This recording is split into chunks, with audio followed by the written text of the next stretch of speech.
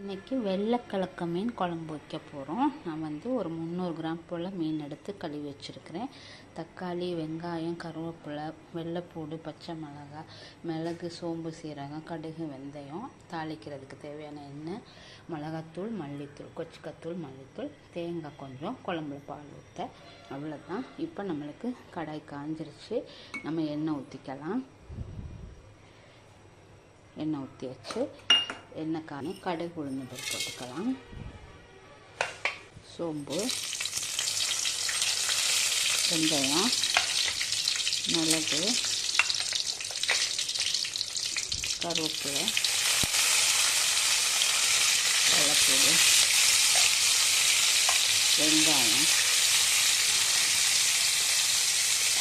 வெங்காயம் சின்ன வெங்காயம் போட்டால் நல்லா ருசியாக இருக்கும்.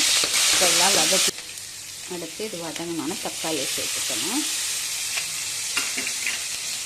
வதக்கிக்கிறணும். நல்லா இது வதங்கட்டும். நல்லா வதங்கிடுச்சு. இந்த ஸ்டேஜில் புளியை நம்ம நல்லா கரைச்சி வச்சுருக்கேன் கட்டியாக. மீன் குழம்பு கொஞ்சம் புளிப்பாக இருந்தால் நல்லாயிருக்கும்.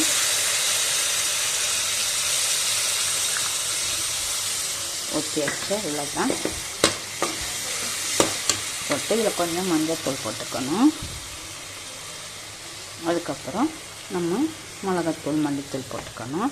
இப்போ நம்ம மிளகாத்தூள் 1 கரண்டி போட்டால் 2 கரண்டி மல்லித்தூள் போடணும்.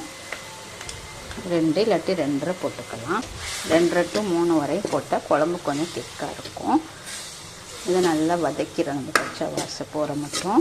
இதில் தேவையான அளவு உப்பு போட்டுக்கிறணும். இப்போ இதில் தண்ணி ஊற்றி நல்லா கொதி வர வைக்கணும். நல்லா கொதி வந்துருச்சு மீன் குழம்பு. இப்போ இந்த ஸ்டேஜில் நம்ம கழுவி வச்சுருக்கிற இந்த மீனை சேர்த்துக்கலாம்.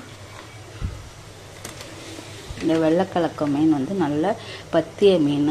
புள்ள பிறந்தவங்க, நோயால், நம்ம வயசானவங்க, சுகர் பேஷண்ட் அவங்களாம் சாப்பிடலாம். நல்லா ருசியாக இருக்கும் குழம்பு. ஆனால் கொஞ்சம் முள் இருக்கும். பார்த்து சின்ன பிள்ளைகளுக்கு பார்த்து கொடுக்கணும். ஆனால் சத்தான மீன் இருக்கிறதுல நல்ல சத்தான மீன் இந்த வெள்ளைக்கலக்கெல்லாம். இது அப்படியே வேகட்டும்.